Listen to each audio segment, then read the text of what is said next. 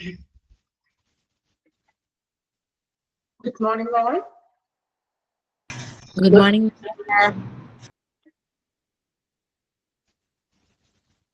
Good morning.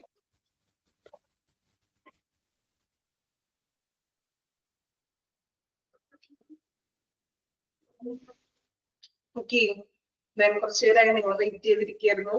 Wait ചെയ്ത കുറച്ച് late ആയിട്ടൊക്കെ തോന്നുന്നു. ഓക്കെ. ദെൻ കുറച്ച് പേര് കൂടി വരാനുണ്ട് അല്ലേ? ഓക്കെ. അപ്പൊ നമുക്ക് ജസ്റ്റ് ഒന്ന് ക്ലാസ് ഒന്ന് പതിയെ സ്റ്റാർട്ട് ചെയ്യാം.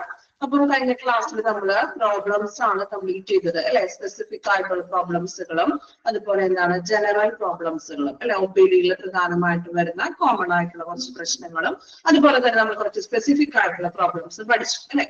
പഠിച്ചായിരുന്നോ? പഠിച്ചോ നോക്കിട്ടെ? പഠിച്ചില്ലേ? ഡീറ്റെയിൽ ആയിട്ട് നമ്മൾ കഴിഞ്ഞ ക്ലാസ്സിൽ പഠിച്ചിട്ടുണ്ട് അത് അല്ലെ? ജസ്റ്റ് ഒന്ന് വായിച്ചു നോക്കുക കേട്ടോ. രണ്ട് പ്രോബ്ലംസും ജസ്റ്റ് ഒരു പ്രാവശ്യം ഒന്ന് വായിക്കാം. ദെൻ ഇവിടെ കുറച്ച് നേരം കൂടി ക്ലാസ്സിൽ വരാനുണ്ട്. നമുക്ക് ക്ലാസ് സ്റ്റാർട്ട് ചെയ്യാം. വായിച്ചു നോക്കാം കേട്ടോ. ജനറലും സ്പെസിഫിക്കും.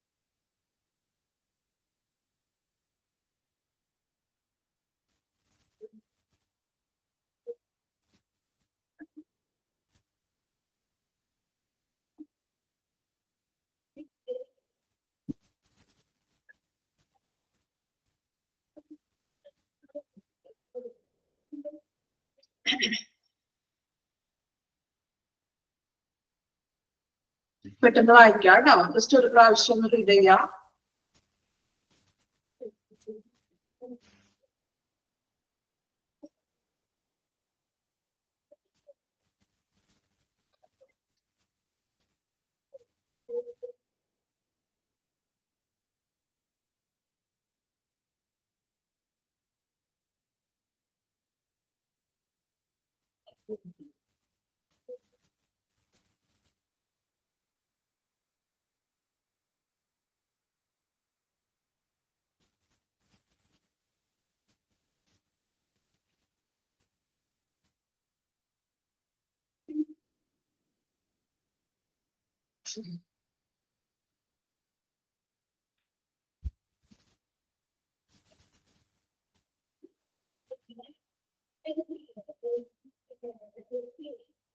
ഓക്കെ, കംപ്ലീറ്റ് ചെയ്തോ?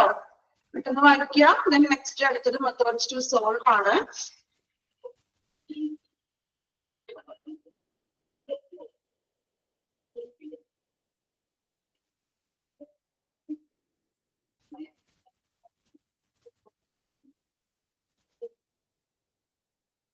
ഓക്കെ, കംപ്ലീറ്റ് ചെയ്തില്ലേ? ഇനി നമുക്ക് നെക്സ്റ്റ് നോക്കാലോ.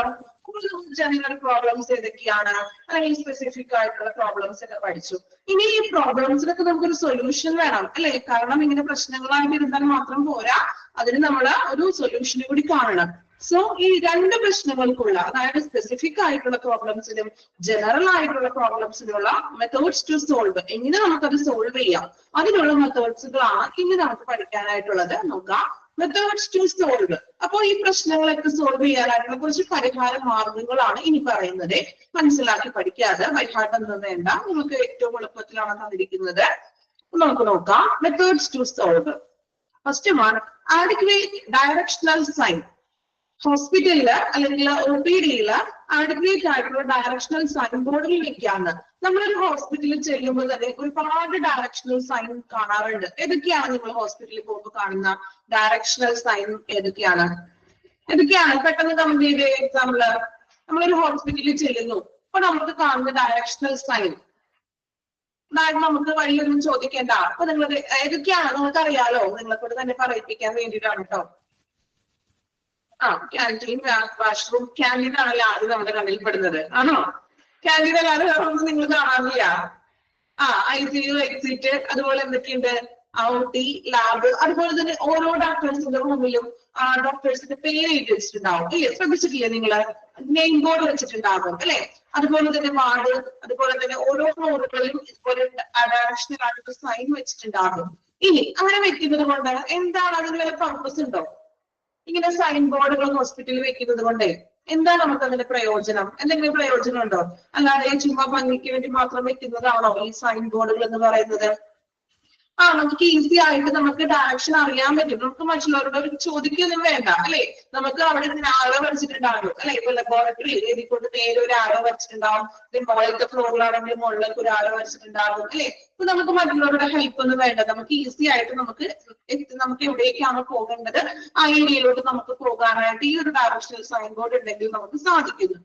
ഓക്കെ, ഇനി രണ്ടാമത്തെ മെത്തേഡ് ഏനുള്ള ഒരു മെത്തേഡ്സ് ആണ് computerized registration and electronic record keeping for quick retrieval. ഹോസ്പിറ്റലുകളിൽ കമ്പ്യൂട്ടറൈസ്ഡ് ആയിട്ടുള്ള രജിസ്ട്രേഷൻ കൊണ്ടുവരാം. അതുപോലെ തന്നെ ഇലക്ട്രോണിക് റെക്കോർഡ്. നമ്മൾ പറഞ്ഞു പേഷ്യൻസിനെ പണ്ട് കാലത്ത് ഇതുപോലെ ഫയലിംഗ് സിസ്റ്റം ഒക്കെ ആയിരുന്നു അല്ലെ? നമ്മൾ ഓരോ പേഷ്യൻസിന് ഓരോ ഫയൽ ഉണ്ടായിരുന്നു. ദെൻ നമുക്ക് ആ നമ്പർ പറയുമ്പോൾ അവർ എന്ത് ചെയ്യും? ആ ഫയലാണ് എടുക്കുന്നത് അല്ലെ? ആ ഫയലിലാണ് ഡോക്ടേഴ്സിന്റെ പ്രിസ്ക്രിപ്ഷൻ ഒക്കെ സൂക്ഷിക്കുന്നത്. സോ ഇതിനെല്ലാം മാറ്റിക്കൊണ്ട് ഇലക്ട്രോണിക് റെക്കോർഡ് സിസ്റ്റം കൊണ്ടുവരാൻ ഇന്ന് മിക്ക ഹോസ്പിറ്റലുകളിലും ഇലക്ട്രോണിക് തന്നെയാണ് ഫോളോ ചെയ്യുന്നത് അല്ലേ? ആണോ? നിങ്ങൾ ഹോസ്പിറ്റലിൽ പോകുന്നതാണെങ്കിൽ എല്ലാം കമ്പ്യൂട്ടറൈസ്ഡ് അല്ലേ? ഇനി ഇപ്പോഴും പണ്ടത്തെ പോലെ തന്നെ ഫയൽ ഫോളോ ചെയ്യുന്നവരുമുണ്ട് കേട്ടോ. ചില ചുരുക്കം ഹോസ്പിറ്റലുകളിൽ മാത്രം ഇപ്പോഴും പഴയ രീതിയിലുള്ള ഫയലിംഗ് സിസ്റ്റം ഫോളോ ചെയ്യുന്നവരുണ്ട്. സോ അങ്ങനെ ഫയലിംഗ് സിസ്റ്റം ഒക്കെ ഉള്ളവരാണെങ്കിൽ അത് പെട്ടെന്ന് തന്നെ എന്ത് ചെയ്യാൻ? കമ്പ്യൂട്ടറൈസ്ഡ് ആക്കുക. അതുപോലെ തന്നെ ഇലക്ട്രോണിക് റെക്കോർഡ് കൊണ്ടുവരിക. എന്തിനു വേണ്ടി? ഫോർ ക്വിക്ക് റിട്രൈവൽ, പെട്ടെന്ന് വീണ്ടെടുക്കാൻ വേണ്ടിയിട്ട്. അതായത് ഇപ്പൊ നമ്മള് എക്സാമ്പിൾ പറയണമെങ്കിൽ കമ്പ്യൂട്ടർ ആണെങ്കിൽ നമ്മള് മൊബൈൽ നമ്പർ കൊടുത്താലും ഡീറ്റെയിൽസ് കിട്ടും. ചിലപ്പോ നമ്മുടെ ആ നമ്പർ വേണോ, പി നമ്പർ വേണമെന്നൊന്നുമില്ല. നമ്മുടെ നമ്പർ ഉണ്ടെങ്കിൽ നമുക്ക് അതിൽ നിന്ന് നമ്മുടെ കാര്യങ്ങൾ ഡീറ്റെയിൽസ് എടുക്കാനായിട്ട് സാധിക്കും. പക്ഷെ ഒരു ഫയലിംഗ് സിസ്റ്റം ആണെങ്കിലോ ഈ ഫയലൊക്കെ മിസ്സായി പോകാനൊക്കെ ചാൻസ് ഉണ്ട് അല്ലെ? നമ്മൾ അന്വേഷിച്ചത് തിരഞ്ഞെടുത്ത് കണ്ടുപിടിക്കാനൊക്കെ ഇച്ചിരി ബുദ്ധിമുട്ടാണ് അല്ലെ? ചിലപ്പോൾ അത് മിസ്സായി പോകാനൊക്കെ ചാൻസ് ഉണ്ട്. സിസ്റ്റത്തിലാകുമ്പോൾ അത് മിസ്സായി പോകാൻ ചാൻസ് ഇല്ല അല്ലെ? അപ്പൊ അത് കുറച്ചും കൂടി നമുക്ക് എന്താണ്, ബെനിഫിറ്റബിൾ ആണ്. Then multiple and multi-purpose fee collection zone. ഹോസ്പിറ്റലുകളിൽ മൾട്ടിപ്പിൾ ആയിട്ടുള്ള ഫീ കളക്ഷൻ സോണുകൾ കൊണ്ടുവരാൻ അല്ലെ? ഇപ്പൊ അങ്ങനെയാണ്. എല്ലാത്തിനും കൂടി ഒരു ഫീ കളക്ഷൻ സോൺ ആണോ ഉള്ളത്? ആണോ? നമ്മൾ ഫാർമസിയിൽ പോയി അവിടെ നമ്മൾ മെഡിസിൻ വാങ്ങിച്ചിട്ട് അവിടെ നമ്മൾ പേയ്മെന്റ് ചെയ്യണം അല്ലെ? ലബോറട്ടറിയിലാണെങ്കിലോ അവിടെ ഒരു ഫീ കളക്ഷൻ സോൺ ഉണ്ടാവും. സെപ്പറേറ്റ് ആയിട്ടാണ് വെച്ചിരിക്കുന്നത്. സോ അങ്ങനെ മൾട്ടിപ്പിൾ ആക്കാൻ അപ്പൊ അതായത് അവർക്ക് തിരക്കധികം വരില്ല. പെട്ടെന്ന് തന്നെ പേയ്മെന്റ്സിന്റെ കാര്യങ്ങളൊക്കെ റെഡിയാക്കാനായിട്ട് നമുക്ക് ഹെൽപ്ഫുൾ ആണ്. Then adequate number of doctors as per patient volume. പേഷ്യന്റിന്റെ എണ്ണത്തിനനുസരിച്ചിട്ടുള്ള adequate number of ഡോക്ടേഴ്സും ഹോസ്പിറ്റലിൽ ഉണ്ടായിരിക്കണം. നമ്മൾ നേരത്തെ കഴിഞ്ഞ ക്ലാസ്സിൽ പറഞ്ഞല്ലേ, ഒരു ഡോക്ടറൊക്കെ ആണെങ്കിലോ അവിടെ വന്നിരിക്കുന്ന എല്ലാ പേഷ്യൻസും ഈ ഒരു ഡോക്ടറെ കാണാൻ വേണ്ടി ക്യൂ നിൽക്കേണ്ടതായിട്ട് വരും അല്ലെ? അപ്പൊ പേഷ്യൻസ് ഒരു ഹോസ്പിറ്റലിൽ നമുക്കറിയാം എത്ര പേഷ്യൻസ് വരുന്നുണ്ട്. സോ അതിനനുസരിച്ചിട്ടുള്ള അത്യാവശ്യം വേണ്ടുന്ന ഡോക്ടേഴ്സിന്റെ എണ്ണം ഉണ്ടായിരിക്കണം. Then token display system. ഹോസ്പിറ്റലുകളിൽ ടോക്കൺ ഡിസ്പ്ലേ സിസ്റ്റം കൊണ്ടുവരാൻ ഇപ്പൊ മിക്ക ഹോസ്പിറ്റലിലും ഗവൺമെന്റ് ഹോസ്പിറ്റലുകളിൽ വരെ ടോക്കൺ ഡിസ്പ്ലേ സിസ്റ്റം കൊണ്ടുവന്നിട്ടുണ്ട് അല്ലെ? പണ്ട് നമ്മൾ നമ്പർ വിളിച്ചായിരുന്നു. പക്ഷെ ഇത് അങ്ങനെയാണോ? നമ്മൾ ആ ഡോക്ടറിന്റെ റൂമിന്റെ ഫ്രണ്ടിൽ ആ ടോക്കൺ ഡിസ്പ്ലേയിൽ നമ്പർ തരികയും സോ ആ നമ്പർ അനുസരിച്ചിട്ടാണ് നമ്മൾ പേഷ്യൻസ് കയറുന്നത്. Okay, then multiple blood collection diagnostic facilities starting the based on needs. അതുപോലെ തന്നെ മൾട്ടിപ്പിൾ ബ്ലഡ് കളക്ഷൻ സോണുകൾ വെക്കാണ്. ഇപ്പൊ ലബോറട്ടറി ആണെങ്കിലും ടെസ്റ്റുകൾ ഡയഗ്നോസിസ് ഫെസിലിറ്റിക്ക് ആണെങ്കിലും ഒരു ഹോസ്പിറ്റലിൽ ഒന്നോ രണ്ടോ അധികം ബ്ലഡ് കളക്ഷൻ സോണുകൾ കൊണ്ടുവരാം. അപ്പൊ തിരക്ക് നമുക്ക് മാക്സിമം കുറയ്ക്കാനായിട്ട് സാധിക്കും. അതുപോലെ തന്നെ staffing dum based on needs. ഈ സ്ഥലങ്ങളിൽ അതായത് ഇപ്പോ ടെസ്റ്റുകൾ നടക്കുന്ന ഏരിയയിലാണെങ്കിലും ബ്ലഡ് കളക്ഷൻ സോണിലാണെങ്കിലും ലബോറട്ടറിയിലാണെങ്കിലും ആവശ്യത്തിലധികം സ്റ്റാഫുകളും ഉണ്ടായിരിക്കണം. ചിലപ്പോൾ ഒരു സ്റ്റാഫ് ഒക്കെ ആയിരിക്കും. സോ ഇത്രയും പേഷ്യന്റിനെ കൈകാര്യം ചെയ്യാന്ന് പറഞ്ഞിട്ടുള്ളത് ഈസി ആയിട്ടുള്ള കാര്യമല്ല അല്ലെ? അപ്പൊ ഒത്തിരി സമയം അവിടെ സ്പെൻഡ് ചെയ്യേണ്ടതായിട്ട് വരുന്നു. സോ ആവശ്യത്തിനനുസരിച്ചിട്ടുള്ള നഴ്സിംഗ് ഉണ്ടായിരിക്കണം. Then adequate seating capacity, entertainment with the TV, magazine or health education measures through leaflets, posters, magazines, അല്ലെ? ഹോസ്പിറ്റലില് അത്യാവശ്യത്തിന് വേണ്ടുന്ന സീറ്റിംഗ് കപ്പാസിറ്റി ഉണ്ടായിരിക്കണം. ഇരിക്കാനായിട്ടുള്ള ചെയറും അല്ലെങ്കിൽ ബെഞ്ചോ ഉണ്ടായിരിക്കണം. അല്ലെ? നമ്മൾ വെയിറ്റ് ചെയ്തിരിക്കുമ്പോൾ അത്യാവശ്യം പേഷ്യൻസിന് ഇരിക്കാനായിട്ടുള്ള സീറ്റിംഗ് കപ്പാസിറ്റി വേണം. അതുപോലെ തന്നെ എന്റർടൈൻമെന്റ് വിത്ത് ടി വി കാണും. ടി വി വെച്ചിട്ടില്ലേ ഹോസ്പിറ്റലിൽ കാണാറില്ല നമ്മൾ വെയിറ്റിംഗ് റൂമിൽ ഇരിക്കുമ്പോൾ? ന്യൂസ് ഒക്കെ ആയിരിക്കും വെക്കുന്നത്, എങ്കിലും നമുക്കൊരു എന്റർടൈൻമെന്റിന് വേണ്ടി ആ വെയിറ്റിംഗ് ടൈമിൽ ടി വി ഒക്കെ ഉണ്ടാകും. അതുപോലെ തന്നെ ഇപ്പൊ മാഗസിൻസോ അല്ലെങ്കിൽ മറ്റ് ഹെൽത്ത് എഡ്യൂക്കേഷനുമായി ബന്ധപ്പെട്ട ലീഫ്ലെറ്റ്സുകൾ, അതായത് ലഘുലേഖകൾ അല്ലെങ്കിൽ മാഗസിൻ പോലുള്ള പുസ്തകങ്ങളൊക്കെ നമ്മൾ വെയിറ്റിംഗ് റൂമിൽ ഇരിക്കുന്ന ടൈമിൽ അവിടെയും വെക്കാം. അതുപോലെ തന്നെ പോസ്റ്റേഴ്സുകൾ ശ്രദ്ധിച്ചിട്ടുണ്ടോ? ഡോക്ടേഴ്സിന്റെ റൂമിലാണെങ്കിലും ഹോസ്പിറ്റലിന് പുറത്താണെങ്കിലും ഒത്തിരി ഹെൽത്ത് റിലേറ്റഡ് ആയിട്ടുള്ള പോസ്റ്ററുകൾ വെക്കാറില്ലേ? ഇപ്പൊ കുഞ്ഞുങ്ങളുടെ പീഡിയാട്രിക്കിന്റെ ഡോക്ടറുടെ റൂമിലാണെങ്കിലോ കുഞ്ഞുങ്ങളുടെ അസുഖങ്ങളും അങ്ങനെയുള്ള കുറെ പോസ്റ്ററുകൾ വെക്കും. ഗൈനക് വിഭാഗമാണെങ്കിലോ അതുമായിട്ട് റിലേറ്റഡ് ആയിട്ടുള്ള കാര്യങ്ങളൊക്കെ അടങ്ങിയിട്ടുള്ള പോസ്റ്റേഴ്സുകൾ ഡോക്ടേഴ്സിന്റെ റൂമിൽ നമ്മൾ ചെന്നിട്ടുണ്ടെങ്കിൽ കാണാൻ പറ്റും. അതുപോലെ ഒപിയിലാണെങ്കിൽ നമ്മൾ വെയിറ്റ് ചെയ്യുന്ന ആ ഒരു ഇടങ്ങളിലാണെങ്കിലും ഇതുപോലെ ഹെൽത്ത് റിലേറ്റഡ് ആയിട്ടുള്ള പോസ്റ്ററുകൾ നമുക്ക് കാണാനായിട്ട് സാധിക്കുന്നു. Then screening of OP by junior doctors. OP-യില് ജൂനിയർ ഡോക്ടേഴ്സിനെ കൂടി സ്ക്രീനിങ്ങിൽ വെക്കാവുന്ന, അതായത് നമ്മൾ കാണാറില്ലേ ഡ്യൂട്ടി ഡോക്ടേഴ്സ് ഒക്കെ, അപ്പൊ അവരെയും കൂടി നമുക്ക് OP-യിൽ വെക്കാവുന്ന. അപ്പൊ അത്യാവശ്യ സാഹചര്യങ്ങളിൽ ഡ്യൂട്ടി ഡോക്ടേഴ്സിന് എന്താണ് പേഷ്യൻസിനെ നോക്കാനായിട്ട് സഹായിക്കാം. Then queuing theory is a scientific and mathematical way of solving problem of overcrowding. Underline ചെയ്യണം കേട്ടോ, അണ്ടർലൈൻ ചെയ്യാം. Queuing theory എക്സാമിൽ ചോദിച്ചിട്ടുള്ള ക്വസ്റ്റ്യൻ ആണ്. Queuing theory is a scientific and mathematical way of solving problem of overcrowding. Overcrowding എന്ന് വെച്ചിട്ടാണ് ഈ ആളുകളുടെ ഭയങ്കര തിരക്ക് കുറയ്ക്കാനായിട്ടുള്ള ഏറ്റവും നല്ല സയന്റിഫിക് മെത്തേഡാണ് ക്യൂവിംഗ് തിയറി. അതായത് ക്യൂ സിസ്റ്റം കൊണ്ടുവരികയാണ് ഹോസ്പിറ്റലിൽ, അല്ലെങ്കിൽ ഇഷ്ടമുള്ള പോലെ ആർക്ക് വേണമെങ്കിലും കയറി കാണാം, അങ്ങനെയല്ല, മറിച്ച് എന്ത് വേണം, ഒരു ക്യൂവിംഗ് സിസ്റ്റം കൊണ്ടുവരാൻ. അതായത് ആളുകൾ എന്ത് ചെയ്യാം, ക്യൂ നിൽക്കാം, അവിടെ ഡിസ്പ്ലേ ടോക്കൺ ഡിസ്പ്ലേ വരും. സോ അതനുസരിച്ചിട്ട് ക്യൂവിന് ചെയ്തുകൊണ്ട് വേണം പേഷ്യന്റ് ഡോക്ടറെ കയറി കാണുവാൻ. സോ ഓവർ ക്രൗഡിങ്, ജനത്തിരക്കും ആളുകൾ നമ്മളുടെ ഭയങ്കര തിരക്കും പ്രശ്നങ്ങൾ കുറയ്ക്കാനായിട്ട് ഈ ക്യൂവിംഗ് തിയറി നമ്മൾ ഹെൽപ്പ് ചെയ്യുന്നു. ഓക്കെ, അണ്ടർലൈൻ ചെയ്തല്ലോ, ചെയ്തില്ലേ? Okay, then avoid queue jumping, that the act of going ahead of other people, waiting in the line sometime instead of waiting one's turn. അല്ലെ നമ്മൾ ചെയ്യുന്നവരൊക്കെ നിങ്ങൾ ചെയ്യാറുണ്ടോ? ക്യൂ ജമ്പ് ചെയ്യാറുണ്ടോ ആണെങ്കിലോ? avoid queue jumping, queue jump ചെയ്യുന്നത് ഒഴിവാക്കാൻ. അതായത് നമ്മൾ നോർമലി അല്ലെ ചില ആളുകളുണ്ട്, നമ്മൾ എന്താണ് ഡോക്ടറെ കാണാനായിട്ട് വലിയൊരു ക്യൂവിൽ നിൽക്കണേരിക്കും. അപ്പൊ നമ്മൾ പറഞ്ഞുള്ളൂ കൊടുക്കുന്നത്. അപ്പൊ നമ്മളുടെ കസിൻസ് ആരെങ്കിലും നിൽക്കണമെങ്കിൽ എന്ത് ചെയ്യും, വർത്താനൊക്കെ പറഞ്ഞ് പയ്യെ ഒന്ന് ഇടക്കിട്ടൊക്കെ കയറാൻ ശ്രമിക്കാറില്ലേ? നിങ്ങളല്ല കേട്ടോ, നിങ്ങൾ നിൽക്കുമ്പോ കാണാറില്ല അങ്ങനെ അല്ലെ? ആണെങ്കിൽ എന്ത് ചെയ്യും, നൈസായിട്ടൊന്ന് വർത്താനൊക്കെ പറഞ്ഞ് ക്യൂവിൽ നിൽക്കും അല്ലെ? ലാസ്റ്റ് വന്ന ആളായിരിക്കും, ചിലപ്പോ ഫ്രണ്ടിൽ അവരുടെ ബേബി ഫ്രണ്ട്സ് ആയിരിക്കാം, അല്ലെങ്കിൽ ആരെങ്കിലും അറിയുന്ന കസിൻസ് ഒക്കെ ഉണ്ടെങ്കിൽ എന്ത് ചെയ്യും, ഈ ക്യൂ ഒന്ന് ജമ്പ് ചെയ്യും അല്ലെ? So avoid queue jumping, queue jump ചെയ്യുന്നത് ഒഴിവാക്കാൻ. ക്യൂ ജമ്പ് ചെയ്യുമ്പോൾ എന്താണ് അവിടെ സംഭവിക്കുക, ഈ പേഷ്യൻസ് തമ്മിൽ പല പ്രശ്നങ്ങളും ഉണ്ടാകും അല്ലെ? നമ്മൾ കാണാറില്ലേ, ഒരുപാട് ക്യൂ ഒക്കെ നിന്ന് കഴിഞ്ഞിട്ട് ഇടക്കിട്ട് കയറിയിട്ടുണ്ടെങ്കിൽ മറ്റുള്ള ആളുകൾ സമ്മതിക്കോ? നിങ്ങൾ ആരെങ്കിലും സമ്മതിക്കോ? നിങ്ങൾ ഒരുപാട് നേരം വന്ന് ക്യൂ നിൽക്കുന്നു അല്ലെ? അപ്പൊ നിങ്ങളുടെ ലാസ്റ്റ് വന്ന ഒരാളെ ഏറ്റവും ഫ്രണ്ടിലേക്ക് കയറുന്നു, നമ്മൾ ചോദിക്കും അല്ലെ? പ്രശ്നം ഉണ്ടാക്കിയില്ലെങ്കിലും അറ്റ്ലീസ്റ്റ് ചോദിക്കൂല നിങ്ങള് അല്ലെ? അപ്പൊ അവോയ്ഡ് ക്യൂ ജമ്പിങ്, അവിടെയുള്ള അങ്ങനെ ക്യൂ ജമ്പിങ് ചെയ്തിട്ട് പ്രശ്നമൊന്നും ഉണ്ടാക്കാൻ പാടില്ലാണ്. ഓക്കെ, then maintain punctuality, കൃത്യനിഷ്ഠത പാലിക്കാൻ. പഞ്ച്വാലിറ്റി ഉണ്ടായിരിക്കണം. പഞ്ച്വാലിറ്റി ഉണ്ടോ നിങ്ങൾക്ക്? കൃത്യനിഷ്ഠത ഉണ്ടോ എല്ലാവർക്കും? ഓക്കെ, then ഇപ്പൊ ഹോസ്പിറ്റലിലാണെങ്കിലും നമ്മള് ഇപ്പൊ ചില ആളുകളുണ്ട് ഓൾറെഡി നേരത്തെ അവര് ബുക്ക് ഒക്കെ ചെയ്തിട്ടുണ്ടാവും ഡോക്ടറെ കാണാൻ, പക്ഷെ ചിലപ്പോ അവിടെ നമ്പർ വിളിക്കുന്ന സമയത്ത് അവരുണ്ടാവില്ല. അപ്പൊ ഓട്ടോമാറ്റിക്കലി എന്ത് ചെയ്യും, അവരില്ലായെങ്കിലും നെക്സ്റ്റ് അടുത്ത പേഷ്യന്റിനെ കയറും. ദെൻ അവർ വരുമ്പോ വീണ്ടും പ്രശ്നങ്ങളാകും അല്ലെ? സോ ഒരു കൃത്യനിഷ്ഠത ഉണ്ടായിരിക്കണം. Then redressal of grievances. എന്ത് redressal എന്ന് പറഞ്ഞാൽ അതായത് പരാതികൾക്ക് പരിഹാരം കാണുക. redressal of grievances, അതായത് ഇപ്പൊ പരാതികളൊക്കെ ഉണ്ടെങ്കിൽ അതിനുള്ള പരിഹാരം നമ്മൾ പോംവഴി കണ്ടുകൊടുക്കണം. ഇപ്പൊ പേഷ്യന്റ് എന്തെങ്കിലും പരാതികൾ പറയുകയാണ്, OPD-യിൽ വന്നിട്ട് എന്തെങ്കിലും പ്രോബ്ലം ഉണ്ട്, അല്ലെങ്കിൽ ചിലപ്പോൾ രജിസ്ട്രേഷനിൽ അവിടെ എന്തെങ്കിലും പ്രോബ്ലം ഉണ്ട്.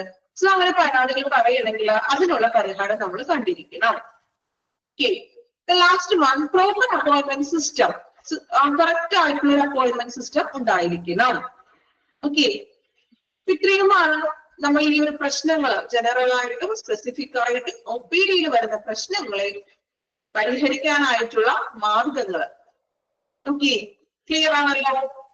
റിപ്പീറ്റ് ചെയ്യണ്ടല്ലോ, ഒന്ന് വായിച്ചു നോക്കിക്കോളൂ. എവിടെയെങ്കിലും ഡൗട്ട് ഉണ്ടെങ്കിൽ ചോദിക്കാം കേട്ടോ.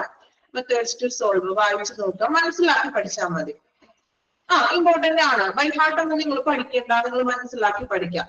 അത്യാവശ്യം നിങ്ങൾക്ക് അറിയാലോ ഏതൊക്കെയാണ്, എന്തിനൊക്കെ ചെയ്തിട്ടുണ്ടെങ്കിൽ നമുക്കത് മാറ്റാൻ പറ്റും. ഇതൊക്കെ നോർമലി എന്താ പറയാ കോമൺ ആയിട്ടുള്ള കാര്യങ്ങളല്ലേ. ഇത് കൂടുതലായിട്ട് നിങ്ങൾ സമയം സ്പെൻഡ് ചെയ്ത് പഠിക്കേണ്ട ആവശ്യമൊന്നുമില്ല, നമുക്ക് അറിയാവുന്ന കാര്യങ്ങളാണ് അല്ലെ.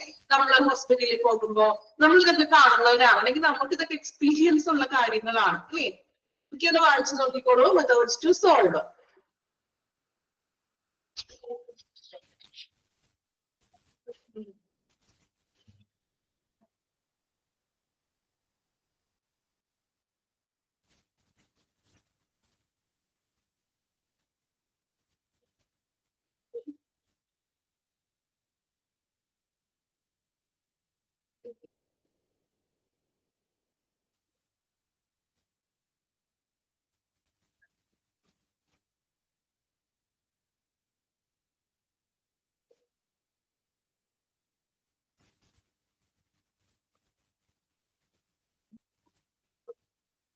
ക്യൂവിംഗ് തിയറി അണ്ടർലൈൻ ചെയ്തിട്ടുണ്ടോ എന്ന് നോക്കണേ. ചെയ്യാത്തവർ അണ്ടർലൈൻ ചെയ്ത് വെച്ചേക്കൂ. ക്യൂവിംഗ് തിയറി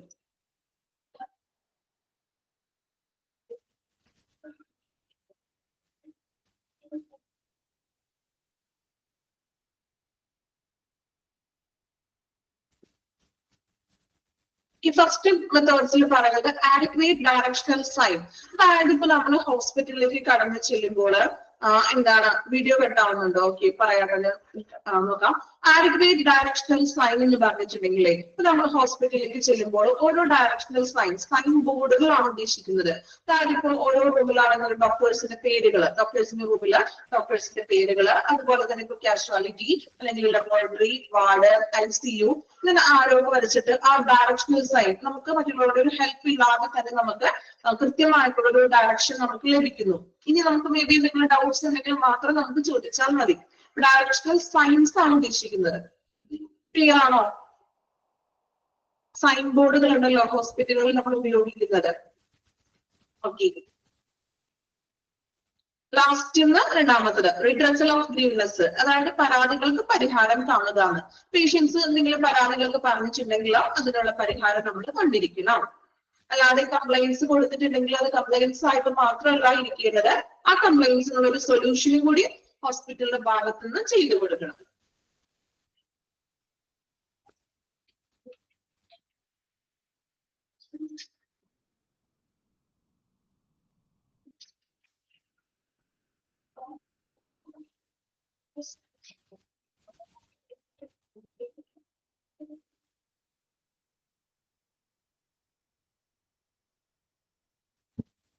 ബ്രേക്ക് ആവണുണ്ടോ? ക്ലിയർ ആണോ ഞാൻ പറയുന്നത്? കട്ടായിട്ടാണോ കേൾക്കുന്നത്? എന്തെങ്കിലും ബുദ്ധിമുട്ടുണ്ടോ? പറയുന്നത് ഓക്കെയാണോ?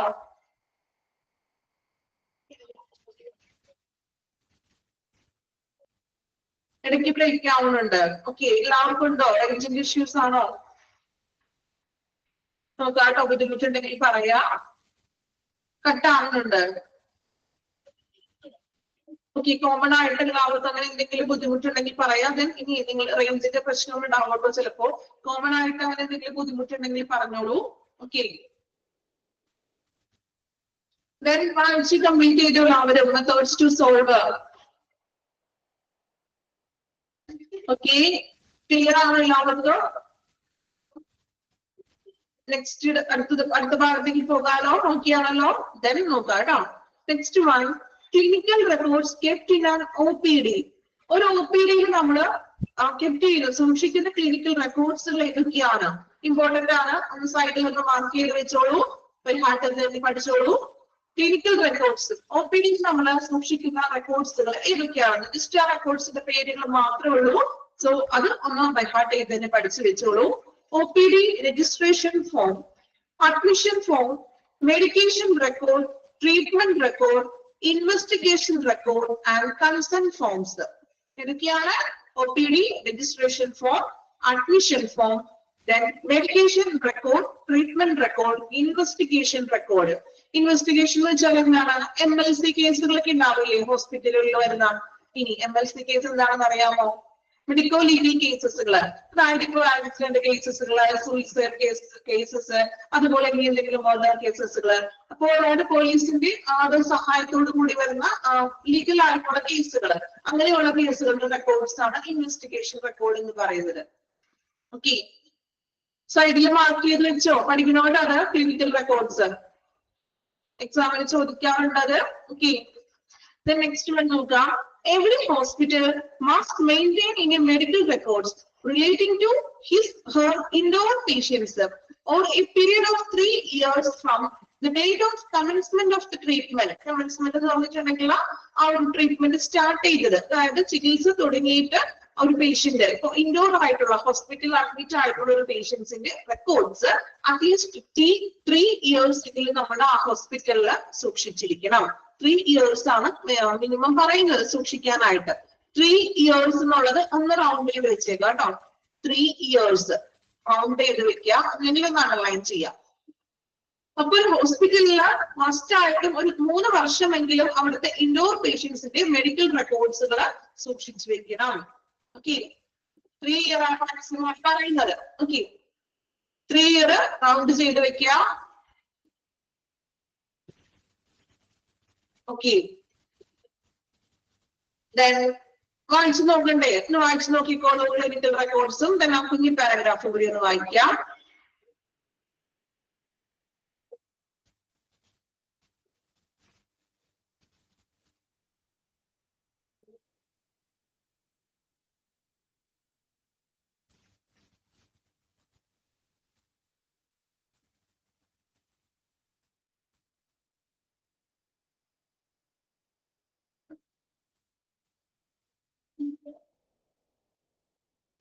ഓക്കെ, കംപ്ലീറ്റ് ചെയ്തോ?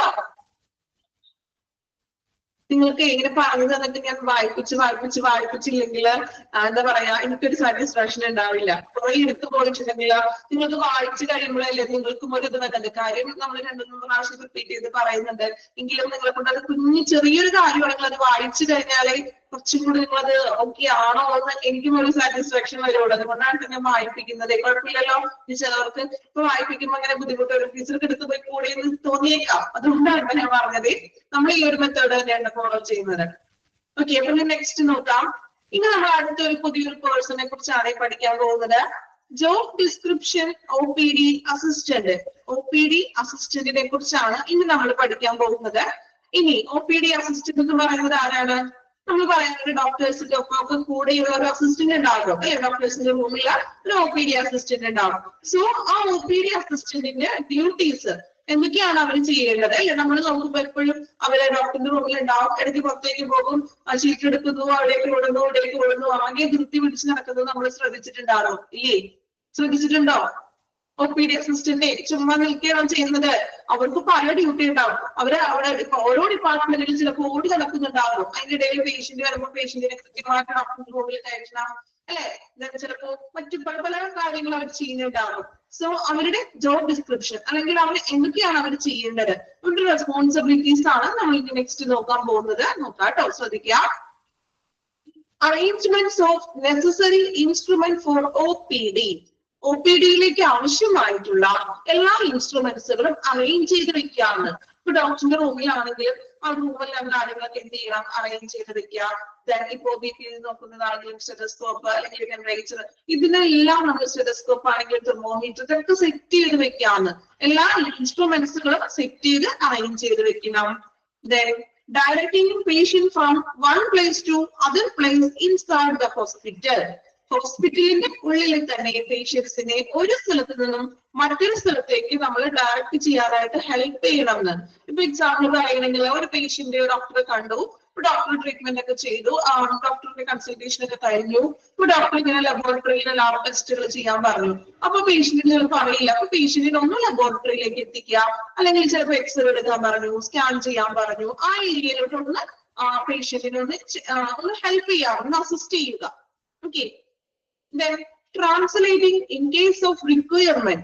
ഇനി ഹോസ്പിറ്റലിൽ വരുന്ന ചില പേഷ്യൻസുകൾക്ക് ഇപ്പോ പല ഭാഷയിലുള്ള ആളുകൾക്ക് വരുമല്ലോ. അപ്പോ ഇപ്പൊ അവർക്ക് അറിയില്ല എന്നുണ്ടെങ്കിൽ അത്യാവശ്യം വേണ്ടുന്ന കാര്യം ഒന്ന് ട്രാൻസ്ലേറ്റ് ചെയ്ത് കൊടുക്കുക. Okay, passing case sheet to other department. പേഷ്യന്റിന്റെ കേസ് ഷീറ്റ് മറ്റു ഡിപ്പാർട്ട്മെന്റ്സിലോട്ട് പാസ് ചെയ്യുകയാണ്. അതായത് ഇപ്പോൾ ലബോറട്ടറിയിലോട്ടാണെങ്കിലും മറ്റു ടെസ്റ്റുകളൊക്കെ ചെയ്യാനുണ്ടെങ്കിൽ പേഷ്യന്റിന്റെ കേസ് ഷീറ്റ് പാസ് ചെയ്യുക. എക്സ്പ്ലെയിനിങ് ബേസിക് ഡീറ്റെയിൽസ്, പേഷ്യന്റിനോട് ബേസിക് അടിസ്ഥാനപരമായിട്ടുള്ള ഡീറ്റെയിൽസുകൾ എക്സ്പ്ലനേഷൻ ചെയ്ത് കൊടുക്കുക. എന്തിനെ കുറിച്ചൊക്കെയാണ് ബ്രാക്കറ്റിൽ കൊടുത്തിട്ടുണ്ട്?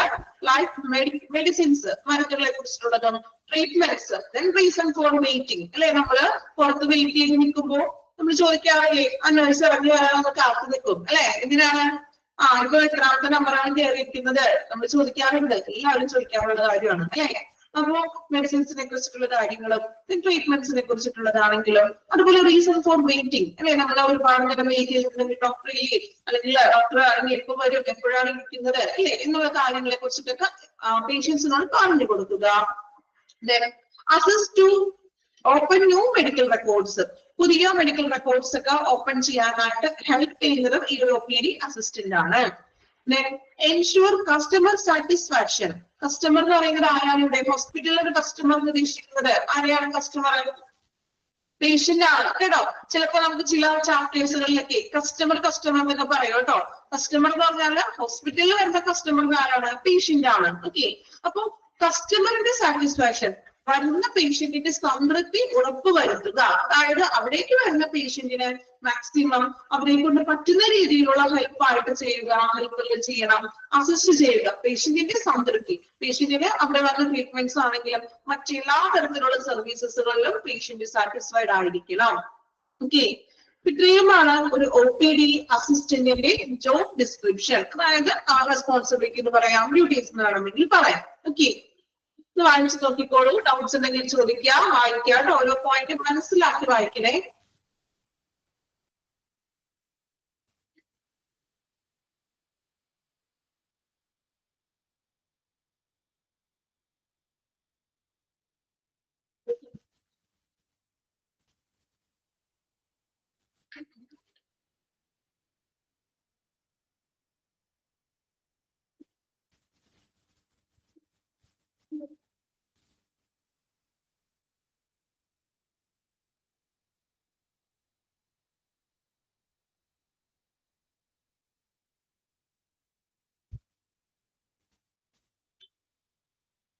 തേർഡ് പോയിന്റ് എന്ന് പറഞ്ഞാൽ ട്രാൻസ്ലേറ്റ് ചെയ്ത് കൊടുക്കുക. ചിലപ്പോൾ മലയാളം അറിയാത്ത ആളുകൾ ഉണ്ടാകും അല്ലെ. അപ്പൊ അവർക്ക് ഇപ്പൊ ചിലർക്ക് അറിയാം, ഇപ്പൊ നമ്മുടെ നാട്ടിൽ ഒരുപാട് എന്താ പറയാ മറ്റ് അന്യ സംസ്ഥാന തൊഴിലാളികളാണെങ്കിലും അല്ലെങ്കിൽ മറ്റു പല ആളുകളൊക്കെ ഉണ്ട് അല്ലെ. അപ്പൊ അവർക്ക് മേ ബി നമ്മൾ പറയുന്നത് മനസ്സിലായിട്ടില്ല എങ്കിൽ അവർക്ക് ആവശ്യമെങ്കിൽ ട്രാൻസ്ലേറ്റ് ചെയ്ത് കൊടുക്കാം. ഓക്കെ, നാലാമത് എന്താണ്? പേഷ്യന്റിന്റെ കേസ് ഷീറ്റ്, അതായത് പേഷ്യന്റിന്റെ ഡീറ്റെയിൽസ് ഒക്കെ എഴുതുന്ന കേസ് ഷീറ്റ് അത് മറ്റു ഡിപ്പാർട്ട്മെന്റ്സുകളിലോട്ടൊക്കെ പാസ് ചെയ്യുകയാണ്. അതായത് ഇപ്പൊ ലബോറട്ടറിയിലാണെങ്കിലും എക്സ്റേ എടുക്കാനാണെങ്കിലും ഈ കേസ് ഷീറ്റ് പാസ് ചെയ്യുകയാണ്. ഈ ഫയലിംഗ് പിടിച്ചുകൊണ്ട് നഴ്സുമാർ നടക്കുന്ന കാണാതെ നിങ്ങള് അങ്ങനെ ഓരോ ഡിപ്പാർട്ട്മെന്റിലോട്ടൊക്കെ എത്തിക്കുന്നത്.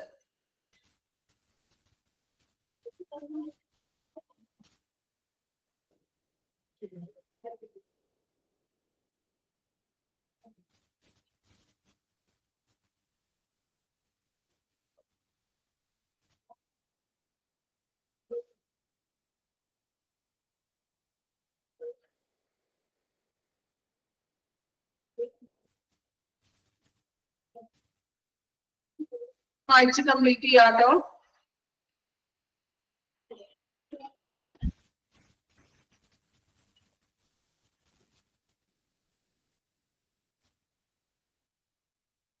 ഓക്കെയാണ് വായിച്ചിട്ട്? ക്ലിയർ ആണോ?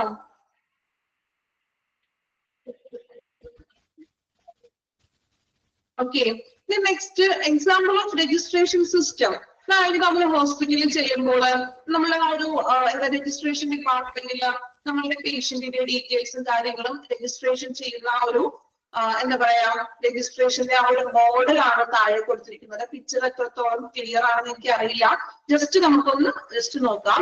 അതായത് പേഷ്യന്റിന്റെ ID എഴുതിയിട്ടുണ്ടാകും, അതുപോലെ പേഷ്യന്റിന്റെ ഡീറ്റെയിൽസ് അല്ലെ, പേഷ്യന്റിന്റെ നെയിം, ഡേറ്റ് ഓഫ് ബർത്ത്, അതുപോലെ തന്നെ നമ്മുടെ country, date of birth, age, blood group, marital status, personal active details എഴുതും. അതുപോലെ തന്നെ എന്താണ് മറ്റ് അഡ്രസ്, സിറ്റി, അതുപോലെ തന്നെ ഫോൺ നമ്പർ, ദെൻ ഹോസ്പിറ്റൽ ഡീറ്റെയിൽസില് നമ്മൾ ഹോസ്പിറ്റലിൽ ഏത് ഡോക്ടറെയാണ് കാണേണ്ടത്, ഡോക്ടറിന്റെ നെയിം ഉണ്ടാകും. ദെൻ താഴെ വരുന്നത് നമ്മൾ ഡോക്ടറെ കാണുന്ന ഓരോ കാര്യങ്ങളാണ് താഴെ കൊടുത്തിരിക്കുന്നത്. ജസ്റ്റ് ഒരു മോഡലാണ് കേട്ടോ. ഓക്കെ, ക്ലിയർ ആണെന്ന് എനിക്ക് അറിയില്ല, വളരെ കുഞ്ഞിതാക്കിയാണ് തന്നിരിക്കുന്നത് അല്ലെ. അത്യാവശ്യം ഒന്ന് നോക്കി വെക്കുക കേട്ടോ.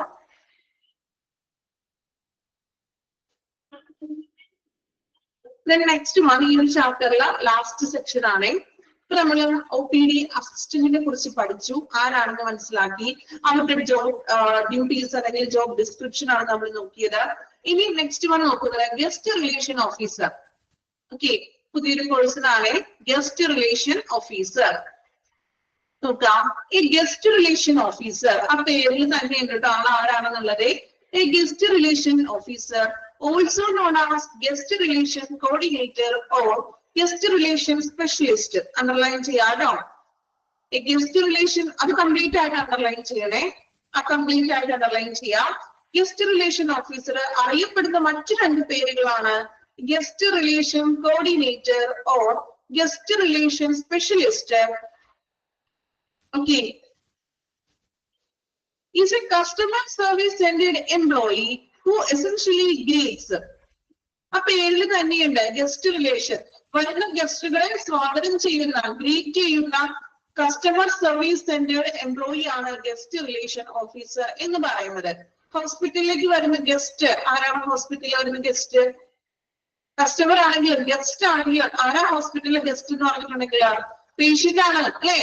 സോ ഹോസ്പിറ്റലിലേക്ക് വരുന്ന പേഷ്യന്റിന്റെ പേഷ്യന്റ് സെന്റേർഡ് സർവീസസ്, പേഷ്യന്റിന് ആവശ്യമായിട്ടുള്ള സേവനങ്ങൾ കൊടുക്കാനും പേഷ്യന്റിന്റെ ഒപ്പം നിന്ന് പ്രവർത്തിക്കുന്ന, പേഷ്യന്റിനെ ഗ്രീറ്റ് ചെയ്യാനായിട്ടുള്ള ഒരു വ്യക്തിയാണ് ഗസ്റ്റ് റിലേഷൻ ഓഫീസർ എന്ന് പറയുന്നത് അല്ലെ.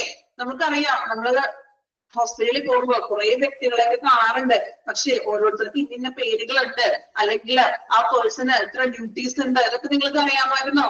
കുറച്ചു പേരുടെയൊക്കെ അറിയാം അല്ലെ. ഇങ്ങനെ ഒരു ഗസ്റ്റ് റിലേഷൻ ഓഫീസർ ഉണ്ട്, അല്ലെങ്കിൽ ഇനി നിങ്ങൾ പഠിക്കാനുണ്ട് പേഷ്യന്റ് റിലേഷൻ ഓഫീസർ പഠിക്കും, ഒരു PRO കുറിച്ച് പഠിക്കും, ഒത്തിരി പേരെ കുറിച്ച് നമ്മൾ പഠിക്കാനുണ്ട്. പുതിയതായിട്ട് നിങ്ങൾ കണ്ടിട്ടുണ്ടാവും. പക്ഷെ ഇന്ന ആൾക്ക് ഇന്നൊരു പേരുണ്ട്, അല്ലെങ്കിൽ ഇത്രയും ഡ്യൂട്ടീസ് അയാൾക്ക് ചെയ്യാനുണ്ട് അല്ലെ. ഇതൊക്കെ നിങ്ങൾ കൂടുതലായിട്ടുള്ള അറിവല്ലേ? ആണോ? കൂടുതലായിട്ടുള്ള അറിവല്ലേ? കുറെ കാര്യങ്ങള് പുതിയ ആളുകളെ പരിചയപ്പെട്ടു അല്ലെ. OPD അസിസ്റ്റന്റിനെ പരിചയപ്പെട്ടു, ഗസ്റ്റ് റിലേഷൻ, ഇനി ഒത്തിരി പേര് നിങ്ങൾ പരിചയപ്പെടാനുണ്ട്, അവരുടെ ഡ്യൂട്ടീസുകൾ നമുക്ക് പഠിക്കാനുണ്ട്. ഓക്കെ, സോ നോക്കാം. അപ്പൊ ഗസ്റ്റ് റിലേഷൻ എന്താണെന്ന് ക്ലിയർ ആണല്ലോ. അതായത് ഗസ്റ്റ് റിലേഷൻ അറിയപ്പെടുന്ന 3 പേരുകളാണ് നമ്മൾ പഠിച്ചത്. Guest relation officer, guest relation coordinator, then guest relation specialist. So main ആയിട്ടും അദ്ദേഹം പേഷ്യന്റ് സർവീസ് സെന്റേർഡ് കസ്റ്റമർ ആണ്. കസ്റ്റമർ സർവീസ് സെന്റേർഡ്, അത് പേഷ്യന്റ് സർവീസ് സെന്റേർഡ് ആണ്. അതുപോലെ തന്നെ എസെൻഷ്യലി ആയിട്ട് പറയുകയാണെങ്കിൽ പേഷ്യന്റിനെ ഗ്രീറ്റ് ചെയ്യുക, പേഷ്യന്റിന് വേണ്ട സപ്പോർട്ട്സും അതുപോലെ തന്നെ ഹെൽപ്പും ചെയ്യുക. എനിക്കറിയാവുന്നത് ഡോക്ടറിന് നഴ്സിനെ മാത്രം അറിയാൻ പാടുള്ളൂ, പേഷ്യന്റിനെ അറിയില്ലേ? ഓക്കെ, അപ്പൊ നിങ്ങൾക്ക് ചിലപ്പോ കുറച്ച് പേർക്ക് അറിയാൻ പറ്റും. ഓക്കെ, അപ്പൊ നമ്മൾ കൂടുതലായിട്ട് പഠിച്ചുകൊണ്ട് വരികയാണ് അല്ലെ. ഇനി പഠിച്ചു കഴിഞ്ഞിട്ട് ഇത് എക്സാം എഴുതി ജയിക്കാൻ വേണ്ടി മാത്രമാണോ നിങ്ങൾ ഈ കോഴ്സ് തിരഞ്ഞെടുത്തിരിക്കുന്നത്? ആണോ? അല്ലാതെ ഫ്യൂച്ചറിൽ നമുക്കൊരു ജോബ് വേണം അല്ലെ. ഇവിടെ നിന്ന് പഠിച്ചു കഴിഞ്ഞ് നമ്മൾ ജോലിയിൽ പ്രവേശിക്കും. അപ്പോഴും നമുക്ക് ഈ ഒരു വ്യക്തികളിലേക്ക് നമുക്ക് എന്താ പറയാ പരിചയമായിരിക്കും നിങ്ങൾക്ക് പഠിക്കാനായിട്ട് അല്ലെ. നമുക്ക് എക്സാം എഴുതണം, ജയിക്കണം, നല്ല മാർക്ക് വേണം. അതോടൊപ്പം തന്നെ ഒരു ജോലി നമ്മുടെ മുന്നിൽ എപ്പോഴും ലക്ഷ്യമുണ്ടായിരിക്കണം. സോ ആ ഒരു ലക്ഷ്യം എന്നുണ്ടെങ്കിൽ നിങ്ങൾക്ക് ഏറ്റവും എളുപ്പമായിട്ട് പഠിക്കാൻ പറ്റും. എത്ര പാടുള്ളതാണെങ്കിലും എനിക്ക് ഫ്യൂച്ചറിൽ അത് വേണം, എനിക്കത് കിട്ടിയേ തീരൂ അല്ലെ എന്നുള്ളത് നമുക്ക് ഉറപ്പായിട്ടുള്ള ഒരു ബോധ്യം എല്ലാവരുടെ ഉള്ളിൽ ഉണ്ടായിരിക്കണം. ഓക്കെ, അപ്പൊ അതിനു വേണ്ടി ഞാൻ സമയം കണ്ടെത്തണം, എനിക്ക് അതിന് പറ്റുള്ളൂ അല്ലെ. അല്ലെങ്കിൽ നിങ്ങളുടെ വീട്ടിലുള്ള ആർക്കെങ്കിലും പഠിച്ചിട്ട് കാര്യമുണ്ടോ?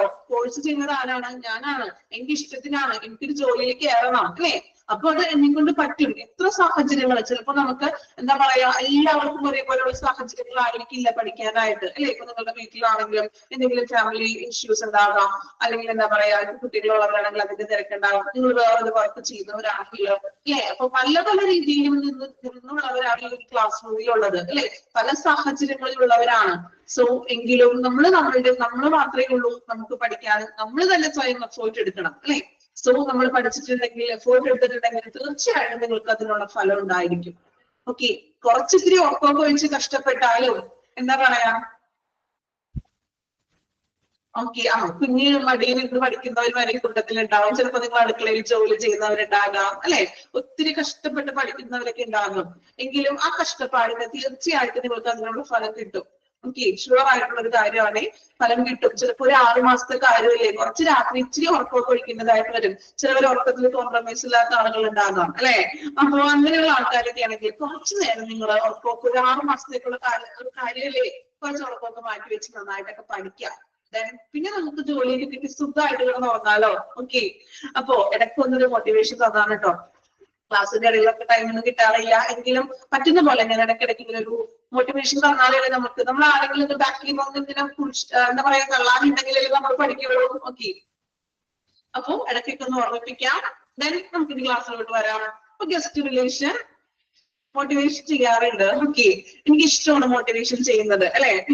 ഞാൻ എന്റെ എല്ലാ ക്ലാസ്സിലും ചെയ്യാറുണ്ട് കേട്ടോ. ഇടയ്ക്ക് ഞാൻ എപ്പോഴും നമുക്ക് അതിനു വേണ്ടി ടൈം സ്പെൻഡ് ചെയ്യാനൊന്നും പറ്റില്ല, എങ്കിലും മോട്ടിവേഷൻ ഞാൻ കൊടുക്കാറുണ്ട്.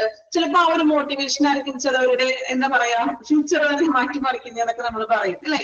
നമ്മൾക്ക് ഒരു മോട്ടിവേഷൻ ഉണ്ടെങ്കിൽ എല്ലാവരുടെയും ജീവിതത്തിൽ ഒരു മോട്ടിവേഷൻ ഉണ്ടാകും. ആരെങ്കിലും ആയിട്ട്, ഇപ്പൊ നിങ്ങളുടെ ഹസ്ബൻഡ് ആവാം, അല്ലെങ്കിൽ നിങ്ങളുടെ ഫാമിലി ഫ്രണ്ട്സ് ആകാം, അല്ലെ? അങ്ങനെ ഒരാൾ വേണം തീർച്ചയായിട്ടും. അങ്ങനെ ഉണ്ടെങ്കിൽ നമ്മുടെ ഒരു ലൈഫ് മുമ്പോട്ട് പോകാനായിട്ടുള്ള ഒരു എന്താ പറയാ നമുക്ക് ആ ഒരു എന്താ പറയാ ഒരു ട്രാക്കിലോട്ട് നമ്മൾ എത്തണം. നിങ്ങൾ എത്തിയിട്ടുണ്ടെന്നാണ് എന്റെ ഒരു വിശ്വാസം. നിങ്ങൾ നമ്മളുടെ ഒരു ട്രാക്കിലോട്ട് വന്നിട്ടുണ്ട്. പിന്നെ ഇടയ്ക്കിടയ്ക്ക് കുറച്ച് പോസ്റ്റപ്പ് ഒക്കെ ചെയ്യാം. ഓക്കെ, നോക്കാം. അപ്പൊ ഗസ്റ്റ് റിലേഷൻ ഓഫീസർ ആണ് നമ്മൾ പറഞ്ഞത്. So customer service centred employee ആണ്. അതിനാൽ തന്നെ പേഷ്യൻസിനെ ഹെൽപ്പ് ചെയ്യുന്നു. പേഷ്യൻസിന്റെ കാര്യങ്ങളെല്ലാം അദ്ദേഹം എന്താണ് അവർക്ക് ആവശ്യമുള്ള സഹായങ്ങളൊക്കെ ചെയ്യുന്നു. അവരെ ട്രീറ്റ് ചെയ്യുന്നു. ഓക്കെ, ഇനി അദ്ദേഹത്തിന്റെ ജോബ് റെസ്പോൺസിബിലിറ്റീസ് ആണ് താഴെ കൊടുത്തിരിക്കുന്നത്. കുറെ റെസ്പോൺസിബിലിറ്റീസ് ഉണ്ട്. ആരും അത് കണ്ട് പേടിക്കൊന്നും വേണ്ട, മനസ്സിലാക്കി പഠിക്കാം. ഇമ്പോർട്ടന്റ് ആയിട്ടുള്ളത് അണ്ടർലൈൻ ചെയ്ത് തരാം. ഓക്കെ, നോക്കാം. Job responsibilities. First one, guest relation representatives are available to assist patients and families by answering questions, explaining hospital policies, customer service, and helping to resolve issues related to hospital service.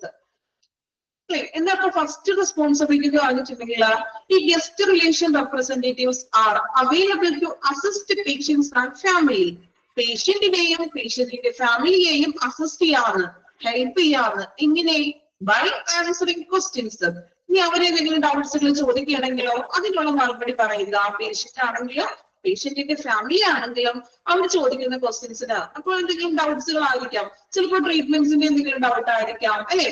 അങ്ങനെയുള്ള ക്വസ്റ്റ്യൻസിന് എന്ത് ചെയ്യാം, മറുപടി കൊടുക്കുക. അതുപോലെ തന്നെ എന്താ explaining hospital policy.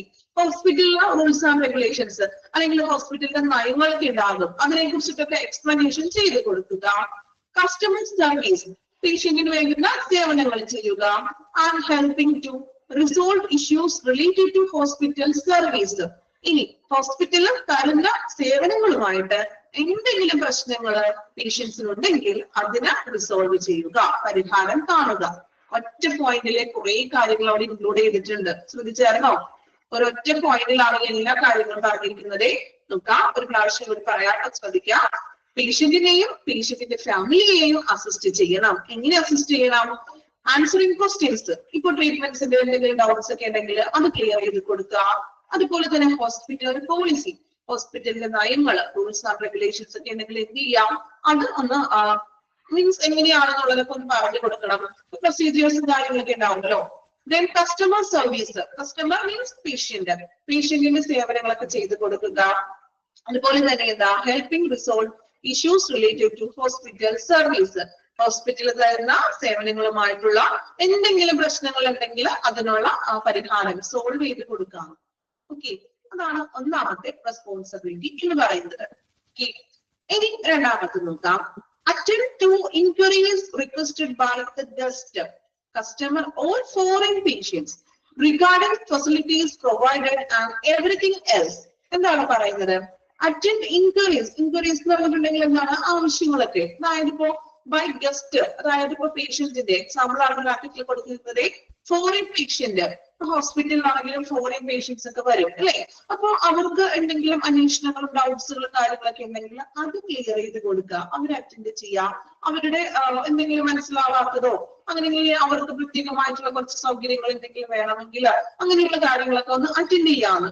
Regarding facilities, അവർക്ക് ആവശ്യമായിട്ടുള്ള ഫെസിലിറ്റികൾ ഫോറിൻ കൺട്രീസിൽ നിന്നൊക്കെ ചിലപ്പോൾ ഒരു ചികിത്സയ്ക്ക് വേണ്ടിയൊക്കെ വരും. ചിലപ്പോൾ അവിടെ റൂം എടുക്കാനോ അല്ലെങ്കിൽ അങ്ങനെയുള്ള കാര്യങ്ങളൊക്കെ ആണെങ്കിൽ അവർ എന്ത് ചെയ്യാം, ഹെൽപ്പ് ചെയ്യുക.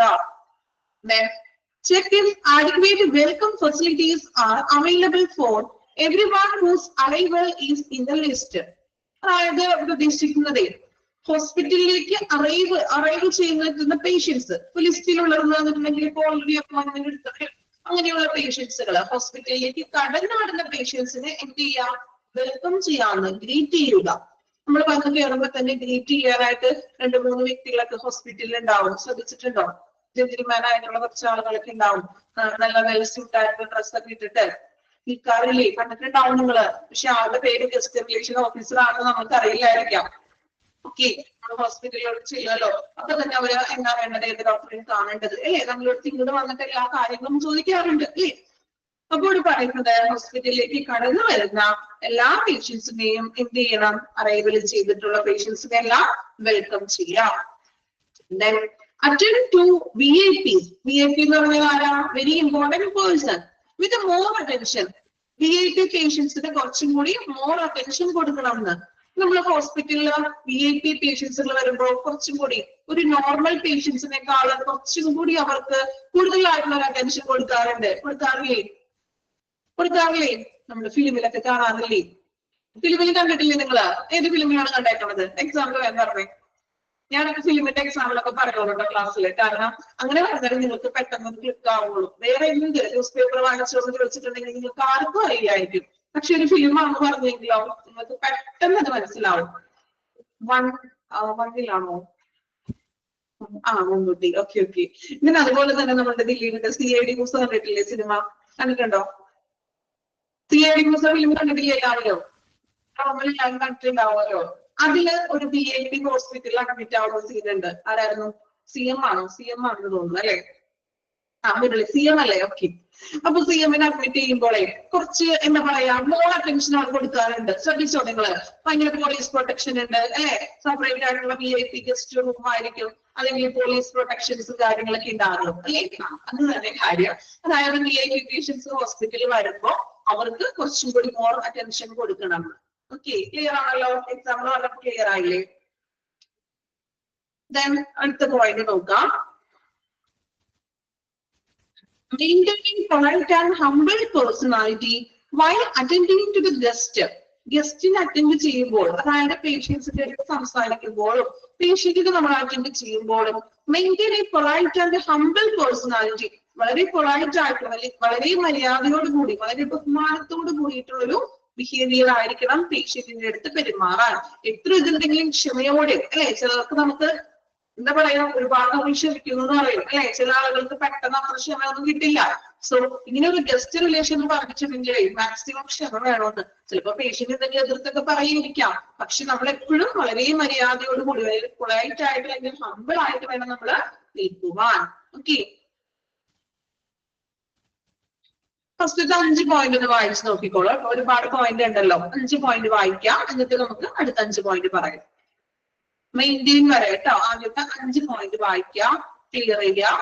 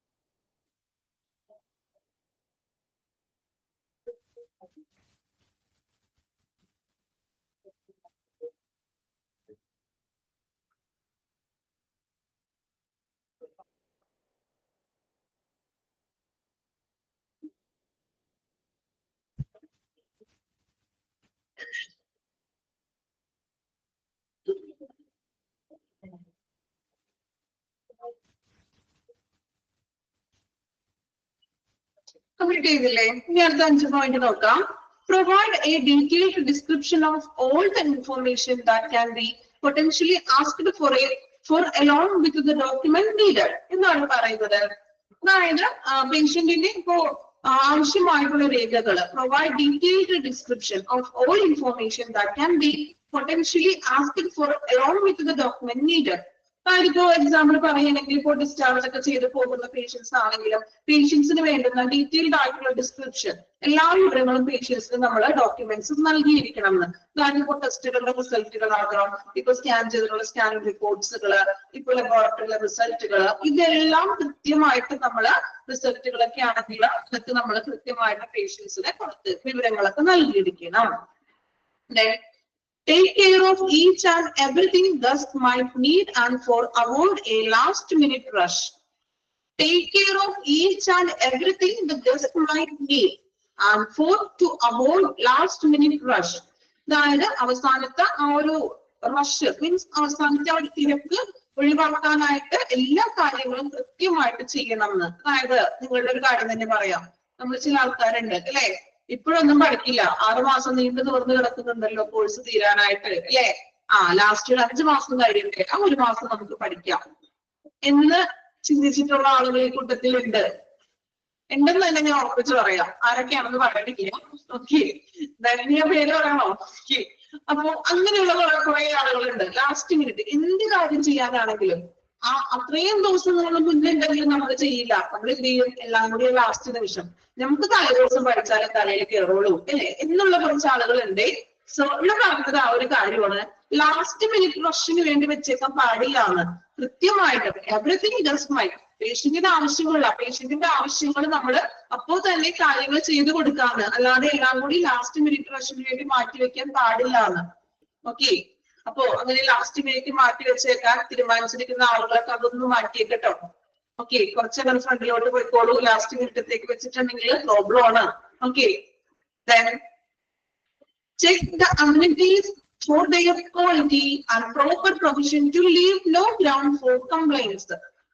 എന്താണ് പറയുന്നത്? Check the amenities. അമ്യൂണിറ്റീസ് എന്ന് വെച്ചാൽ എന്താണ്? സൗകര്യങ്ങള്, ഫെസിലിറ്റീസുകൾ.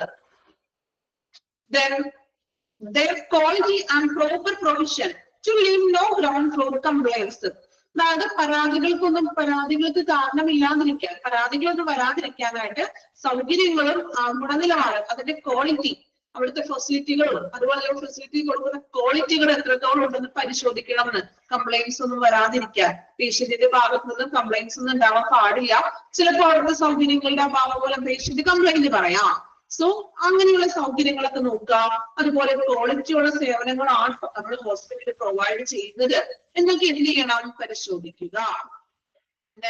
Ensure maintenance of proper information in database. ഡാറ്റാബേസിലെ വിവരങ്ങൾ, അതായത് maintenance of proper information in the database. പേഷ്യന്റിന്റെ ഡാറ്റാബേസിൽ പ്രോപ്പർ ആയിട്ടുള്ള പേഷ്യൻസിന്റെ ഇൻഫർമേഷൻസുകൾ മെയിൻറ്റെയിൻ ചെയ്യണം, സൂക്ഷിക്കണം. Work in close contact with manager and get touch with him whenever needed. ഹോസ്പിറ്റലിന്റെ മാനേജറായിട്ട് നല്ലൊരു ക്ലോസ് കോണ്ടാക്ട് ഇദ്ദേഹത്തിന് ഉണ്ടായിരിക്കണം. And get in touch with him whenever needed. Touch him വെച്ചിട്ടുണ്ടെങ്കിൽ ആവശ്യമുള്ളപ്പോൾ അദ്ദേഹവുമായിട്ട് എന്താ പറയാ കോണ്ടാക്ട് ചെയ്യാനായിട്ടുള്ള സൗകര്യങ്ങളും ഉണ്ടായിരിക്കണം. അപ്പൊ നല്ലൊരു ടേംസ് ആൻഡ് അതിലായിരിക്കണം മാനേജറായിട്ട്. ഓക്കെ, നമുക്ക് ആവശ്യമുള്ളപ്പോൾ അദ്ദേഹത്തിന് എന്തെങ്കിലും ഹെൽപ്പ് വേണമെങ്കിൽ മാനേജറായിട്ട് ബന്ധപ്പെടാം. Last one, have a true knowledge of hospital, medical and non-medical departments and its functioning. ഈ ഒരു വ്യക്തിക്ക്, അതായത് ഗസ്റ്റ് റിലേഷൻ ഓഫീസർക്ക് ഹോസ്പിറ്റലിലെ മെഡിക്കൽ ആൻഡ് നോൺ മെഡിക്കൽ ഡിപ്പാർട്ട്മെന്റ്സിനെ കുറിച്ച് നല്ല അറിവ് ഉണ്ടായിരിക്കണം. ഹോസ്പിറ്റലിലെ മെഡിക്കൽ ആയിട്ടുള്ള ഡിപ്പാർട്ട്മെന്റ്സുകൾ ഉണ്ട്, നോൺ മെഡിക്കൽ ഡിപ്പാർട്ട്മെന്റ്സുകൾ ഉണ്ട് അല്ലെ. മെഡിക്കൽ ഡിപ്പാർട്ട്മെന്റ്സുകൾ എന്ന് പറഞ്ഞാൽ ഏതൊക്കെയാണ്? ഇപ്പൊ നമുക്ക് പഠിക്കുന്ന OPD ആണ്, ലബോറട്ടറി അല്ലെ, റേഡിയോളജി, ഡയാലിസിസ്, ഇതൊക്കെയാണ് എന്താ മെഡിക്കൽ ഡിപ്പാർട്ട്മെന്റ് എന്ന് പറയുന്നത്. ഇനി നോൺ മെഡിക്കൽ ഡിപ്പാർട്ട്മെന്റുകൾ ഏതൊക്കെയാണ്? നോൺ മെഡിക്കൽ ഡിപ്പാർട്ട്മെന്റുകൾ ചികിത്സാപരമല്ലാത്ത ഡിപ്പാർട്ട്മെന്റ്സുകൾ ഏതൊക്കെയാണ്? നിങ്ങൾക്കറിയാലോ ഏതൊക്കെയാണ്? നമ്മൾ പറഞ്ഞേ നോൺ മെഡിക്കലിൽ വരുന്നത് ഡിപ്പാർട്ട്മെന്റ്സുകൾ ഹോസ്പിറ്റലിന്റെ ഉള്ളില്. നിങ്ങൾ പഠിച്ചിട്ടില്ല, പഠിക്കാൻ പോകുന്നുള്ളൂ. പഠിച്ചു കഴിഞ്ഞാൽ നിങ്ങൾ പെട്ടെന്ന് പറഞ്ഞാല് ഏതൊക്കെയാണ്? ക്ലീനിങ് സെക്ഷനൊക്കെ ഇല്ലേ ഹോസ്പിറ്റലില്? ഈ ബില്ലിങ് പറയാം. ക്യാൻറ്റീൻ വിട്ട് നമ്മളൊരു കളിയില്ല അല്ലെ? ഓക്കെ. അഡ്മിനിസ്ട്രേറ്റീവ് ഓഫീസ് പറയാം. അതുപോലെ തന്നെ എന്താണ് ഹൗസ് കീപ്പിംഗ് സർവീസുകൾ, ലോണ്ടറി സർവീസുകൾ പറയാം, ലോണ്ടറി സർവീസസുകൾ, ഡയറ്ററി സർവീസ്, ഇതൊക്കെയാണ് നോൺ മെഡിക്കൽ ചികിത്സാപരമല്ലാത്ത ഡിപ്പാർട്ട്മെന്റ്സുകൾ. സോ ഈ ഡിപ്പാർട്ട്മെന്റ്സുകളെ കുറിച്ച് മെഡിക്കൽ ഡിപ്പാർട്ട്മെന്റ്സ് ആണെങ്കിലും നോൺ മെഡിക്കൽ ഡിപ്പാർട്ട്മെന്റ്സ് ആണെങ്കിലും അതിനെ കുറിച്ചുള്ള ഒരു അറിവ് അദ്ദേഹത്തിന് ഉണ്ടായിരിക്കണം. ഓക്കെ. 5 പോയിന്റ് വായിച്ചു നോക്കാം. ഫസ്റ്റ് 5 പോയിന്റ് നമ്മൾ വായിച്ചല്ലോ. നെക്സ്റ്റ് 5 പോയിന്റ് വായിച്ചു നോക്കിക്കോളൂ. 6th പോയിന്റ് ആണ്. 6th പോയിന്റ് പറയുന്നത് വായിച്ചിട്ടുണ്ടെങ്കിൽ ചിലപ്പോൾ ഇച്ചിരി കടുകട്ടി വേർഡ്സ് ആണ്. സംഭവം ഇത്രയേ ഉള്ളൂ. അതായത് അവിടെ പറയുന്നത് പേഷ്യന്റിന് ഡീറ്റെയിൽഡ് ആയിട്ടുള്ള ഡിസ്ക്രിപ്ഷൻസും മറ്റും കൊടുക്കണം എന്ന്. അതായത് ഡോക്യുമെന്റ്, പേഷ്യന്റിന് ആവശ്യമായിട്ടുള്ള ഡോക്യുമെന്റ്സുകൾ. ഇപ്പൊ ഡിസ്ചാർജ് ചെയ്ത് പോകുന്ന ഒരു പേഷ്യന്റ് ആണെങ്കിൽ ആ പേഷ്യന്റിന്റെ കുറെ ഡോക്യുമെന്റ്സ് ഒക്കെ നമ്മൾ കൊടുക്കണം എന്ന്. എക്സാമ്പിൾ ആണ് നമ്മൾ പറഞ്ഞത്. ഇപ്പോ എന്താണ് റിസൾട്ടുകളൊക്കെ ആണെങ്കിൽ അതൊക്കെ ഓരോ ഡിപ്പാർട്ട്മെന്റിൽ നിന്നും റിസൾട്ടുകളൊക്കെ വാങ്ങിച്ചിട്ട് പേഷ്യന്റ് ഡിസ്ചാർജ് ചെയ്ത് പോകുന്ന ടൈമിൽ ഈ റിസൾട്ടുകളും റിപ്പോർട്ട്സുകളൊക്കെ നമ്മൾ പേഷ്യൻസിന് കൊടുക്കണം. Okay.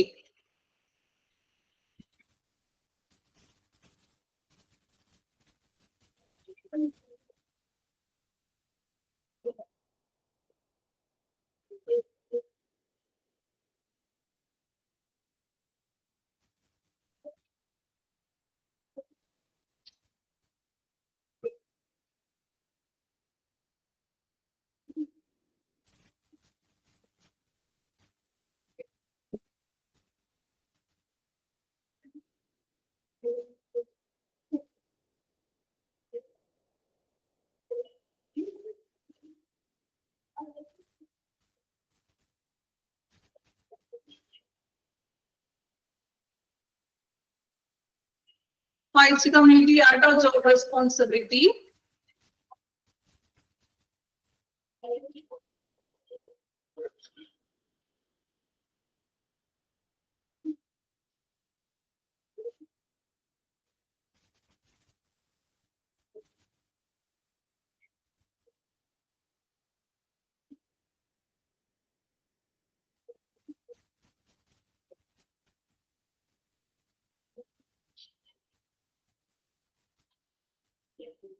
Completed or guest relation officer, then job responsibilities.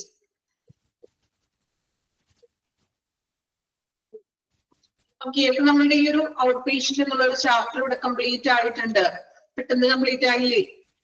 വളരെ ഈസി ആയിട്ടുള്ള ഒരു ചാപ്റ്റർ ആണ് കേട്ടോ ഔട്ട് പേഷ്യന്റ്. അപ്പൊ നമ്മുടെ ഫസ്റ്റ് ചാപ്റ്റർ ആയിരുന്നു. ഫസ്റ്റ് ക്ലാസ്സിൽ നമ്മൾ സ്റ്റാർട്ട് ചെയ്ത ഫസ്റ്റ് ചാപ്റ്റർ ഇവിടെ കംപ്ലീറ്റ് ആയിട്ടുണ്ട്. ഔട്ട് പേഷ്യന്റ് ഡിപ്പാർട്ട്മെന്റ് ചാപ്റ്റർ ബുദ്ധിമുട്ടുണ്ടായിരുന്നോ? കുഴപ്പമുണ്ടോ? അത്യാവശ്യം പഠിക്കാനുണ്ട്. എന്നാലോ ഭയങ്കര ബുദ്ധിമുട്ടാണെന്ന് പറയാനും പറ്റില്ല അല്ലെ? ഒരു മീഡിയം എന്ന് പറയാനും പറ്റില്ല. കുഴപ്പമില്ല, ബുദ്ധിമുട്ടൊന്നും ഇല്ല എന്ന് തന്നെ വിചാരിക്കാം അല്ലെ? ദെൻ പഠിക്കാം. ദെൻ അപ്പൊ അമ്യൂണിറ്റീസ് എന്ന് പറഞ്ഞാൽ ഫെസിലിറ്റീസ്, സൗകര്യങ്ങളാണ് ഉദ്ദേശിക്കുന്നത്. ഓക്കെ. നമുക്ക് ജസ്റ്റ് ഒന്ന് നമ്മൾ ചാപ്റ്റർ കംപ്ലീറ്റ് ആയാലും ജസ്റ്റ് ഒന്ന് നമുക്കൊന്ന് റിവൈസ് ചെയ്യാം. ഓക്കെ. ശ്രദ്ധിക്കാം കേട്ടോ. എവിടെയെങ്കിലും നിങ്ങൾ അണ്ടർലൈൻ ചെയ്യാനൊക്കെ വിട്ടുപോയിട്ടുണ്ടെങ്കിൽ ശ്രദ്ധിക്കാം. റിവൈസ് ചെയ്യുന്നത് ഇതിന് വേണ്ടിയിട്ട് ഒന്നും കൂടി നിങ്ങൾക്കൊന്ന് പഠിക്കാനായിട്ട്, പഠിച്ച കാര്യങ്ങളൊക്കെ ഒന്ന് ഓർത്ത് വെക്കാൻ വേണ്ടിയിട്ട്. ഓക്കെ. ദെൻ അതായത് ചാപ്റ്റേഴ്സുകൾ എടുത്ത് തീരുമ്പോൾ മാക്സിമം പഠിച്ചെടുക്കാനും ശ്രമിക്കണം കേട്ടോ. അപ്പം ഓക്കെ. അപ്പൊ ഔട്ട് പേഷ്യന്റ് ഡിപ്പാർട്ട്മെന്റില് OPD എന്ന് പറഞ്ഞിട്ടുണ്ടെങ്കിൽ നമ്മൾ പഠിച്ചു ഔട്ട് പേഷ്യന്റ് ഡിപ്പാർട്ട്മെന്റ് ആണ്. ഞാൻ ഒരുപാടൊന്നും പറയാനില്ല കേട്ടോ, ഞാൻ വളരെ ഷോർട്ട് ആക്കിയിട്ട് പറയുന്നുള്ളേ. Then outpatient department include ചെയ്യുന്ന കാര്യങ്ങളാണ് diagnosis, observation, consultation, treatment, intervention and rehabilitation. ഓരോന്നും എന്താണെന്ന് എഴുതിയിട്ടുണ്ട്, പഠിച്ചിരിക്കണം. ഓക്കെ. ഇനി ഒബ്ജക്റ്റീവ്സ് ആണ്. 4 ഒബ്ജക്റ്റീവ്സുകൾ, പോയിന്റ്സുകൾ പഠിക്കണം. സ്കോപ്പുകളാണ് നമ്മൾ പഠിച്ചു. അതിൽ റീഹാബിലിറ്റേഷന് എക്സാമ്പിൾ നോക്കി വെക്കുക. Physiotherapy, occupational therapy. Okay. Antenatal എന്ന് പറയുന്നത് പ്രഗ്നൻസി ടൈമില് കെയറിംഗ് ആണ്. ലൊക്കേഷനില് മെയിൻ ആയിട്ട് നോക്കുക, ഗ്രൗണ്ട് ഫ്ലോറിലാണ് OPD ലൊക്കേറ്റ് ചെയ്തിരിക്കുന്നത്. ദെൻ 2 ടേബിളുകളാണ്. 2 ടേബിളും ഇമ്പോർട്ടന്റ് ആണ്, ബൈഹാർട്ട് തന്നെ പഠിക്കണം. പേഷ്യന്റ് ഏരിയയിൽ വരുന്നത് ഏതൊക്കെയാണ്, അഡ്മിനിസ്ട്രേറ്റീവ് ഏരിയ, ക്ലിനിക്കൽ ഏരിയ, 3 ഏരിയയിൽ വരുന്നത് ഏതൊക്കെയാണെന്ന് പഠിക്കാം. അതുപോലെ തന്നെ എക്യുപ്മെന്റ്സുകൾ പഠിച്ചു വെക്കണം. ഡയഗ്നോസ്റ്റിക്കിനുള്ള എക്യുപ്മെന്റ്സുകള്, തെറാപ്പറ്റിക് എക്യുപ്മെന്റ്സുകള്, മോണിറ്ററിംഗ് എക്യുപ്മെന്റ്സുകള്, ഇൻസ്ട്രുമെന്റ്സുകള്. അതില് ഫുൾ ഫോമുകൾ പഠിച്ചു പോണം. USG നോക്കുക, ECG നോക്കണം. ഓക്കെ. പിന്നെ ഫങ്ഷൻസ് ആണ് നമ്മൾ പഠിച്ചത്. പോയിന്റ്സുകൾ പഠിച്ചു വെക്കുക, functions. Then preventive health activities. അതില് ANC പഠിക്കാനുണ്ട്. അതുപോലെ 2 ക്രോണിക് ഡിസീസസുകൾ പഠിച്ചിരിക്കണം. ഓക്കെ. കമ്മ്യൂണിക്കബിൾ ഡിസീസസുകൾ പഠിക്കണം. പിന്നെ പഠിച്ചത് ടൈപ്പ് ഓഫ് OPD, സെൻട്രലൈസ്ഡും ഡീസെൻട്രലൈസ്ഡും. സെൻട്രലൈസ്ഡ് AC-യുടെ കാര്യം ആലോചിക്കുക. ഓക്കെ, മറന്നു പോകരുത് കേട്ടോ. ഇനി 3 ടൈപ്പ് പേഷ്യന്റ് പഠിച്ചു. Out patient, general out patient, emergency ഒഴികെ വരുന്ന എല്ലാ പേഷ്യന്റും ആണ്. എമർജൻസി എന്ന് പറഞ്ഞാലോ എമർജൻസി മെഡിക്കൽ കെയർ ആവശ്യമായിട്ടുള്ളത് റെഫർ ചെയ്യുന്ന പേഷ്യന്റ്. മാനേജീരിയൽ കൺസിഡറേഷൻ, കുറച്ച് പോയിന്റ്സ് ഉണ്ട്, ജസ്റ്റ് ഒന്ന് വായിച്ചൊന്ന് മനസ്സിലാക്കി വെക്കുക. പിന്നെ OPD പ്രോസസ് അറിയാലോ, എടുത്ത് ഞാൻ പറയണില്ല, നിങ്ങൾ പഠിച്ച കാര്യമാണ്. ഓർഗനൈസേഷണൽ കോമ്പോണൻസ് ഇമ്പോർട്ടന്റ് ആണ്, വെരി ഇമ്പോർട്ടന്റ് ആണ് 4 കോമ്പോണൻസുകള്. പിന്നെ നമ്മൾ പഠിച്ച പ്രോബ്ലംസ്, ജനറൽ പ്രോബ്ലംസ് ഏതൊക്കെയാണ്, സ്പെസിഫിക് പ്രോബ്ലംസുകൾ പഠിക്കണം. പിന്നെ അതിന്റെ മെത്തേഡ്സ് ടു സോൾവ് നിങ്ങൾ ഉറപ്പായിട്ട് പഠിച്ചിട്ടുണ്ടെന്നാണ്. ദെൻ ക്ലിനിക്കൽ റെക്കോർഡ്സുകൾ ഇമ്പോർട്ടന്റ് ആണ്, നമ്മൾ OPD-യിൽ സൂക്ഷിക്കുന്ന റെക്കോർഡ്സുകള്. പിന്നെ OPD അസിസ്റ്റന്റിനെ കുറിച്ച് അദ്ദേഹത്തിന്റെ ഡ്യൂട്ടീസ് പഠിക്കുക. ലാസ്റ്റ് വൺ ഗസ്റ്റ് റിലേഷൻ, അറിയപ്പെടുന്ന മറ്റു 3 പേരുകൾ പഠിച്ചു വെക്കണം കേട്ടോ. 3 പേരുകളാണ് guest relation officer, guest relation coordinator, guest relation specialist. 3 പേരുകൾ പഠിക്കുക. Then job responsibilities. ഓക്കെ, 3 ആണ് നമ്മളുടെ ഈ ഒരു ചാപ്റ്ററിൽ നമ്മൾ പഠിച്ചത്. ഇനിയും പഠിക്കാനുണ്ട്. ഈ ഒരു ചാപ്റ്ററിന്റെ പകുതി ഭാഗം നിങ്ങൾ പഠിച്ചിട്ടുണ്ട്. അത്യാവശ്യം നമ്മളുടെ ക്ലാസ്സുകളിലൂടെ തന്നെ നിങ്ങൾ പഠിച്ചിട്ടുണ്ട്. ഓക്കെ, അപ്പോ ഇനി ബാക്കി പഠിക്കാനുള്ളവരുണ്ടാകും, ഒട്ടും തന്നെ പഠിക്കാത്തവരുണ്ടാകാം അല്ലേ? അപ്പൊ അങ്ങനെയുള്ളവരെ എന്ത് ചെയ്യുക, പഠിച്ചത് കംപ്ലീറ്റ് ചെയ്യുക. മാക്സിമം ഓരോ ചാപ്റ്റർ കഴിയുമ്പോൾ നിങ്ങൾ തന്നെ പഠിച്ചെടുക്കാൻ ശ്രമിക്കുക. മോക്ക് ടെസ്റ്റ് അറ്റൻഡ് ചെയ്യാം. മോക്ക് ടെസ്റ്റ് അറ്റൻഡ് ചെയ്യുമ്പോൾ തന്നെ നിങ്ങൾക്ക് ആ ഒരു എന്താ പറയുക 50% നിങ്ങൾ പഠിച്ചു എന്നുള്ളൊരു തെളിവാണ്. അതാണ് ഞാൻ പറഞ്ഞത്, ടെക്സ്റ്റ് ബുക്ക് നോക്കാതെ തന്നെ നിങ്ങൾ മോക്ക് ടെസ്റ്റ് അറ്റൻഡ് ചെയ്ത് നോക്കൂ. എക്സാമിനായിട്ടുള്ള ഒരു പ്രാക്ടീസ് കൂടിയിട്ടാണത്.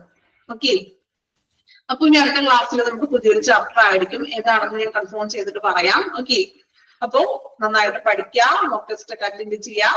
അപ്പൊ നെക്സ്റ്റ് ക്ലാസ്സിൽ നമുക്ക് പുതിയ ചാപ്റ്റർ സ്റ്റാർട്ട് ചെയ്യാം. Okay, thank you all.